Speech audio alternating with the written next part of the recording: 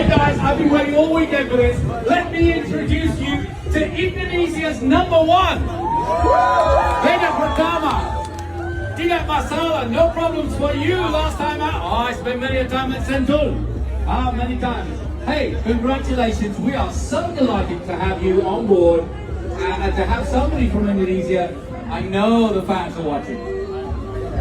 Really happy because really like it. It's also some years and fun. Good.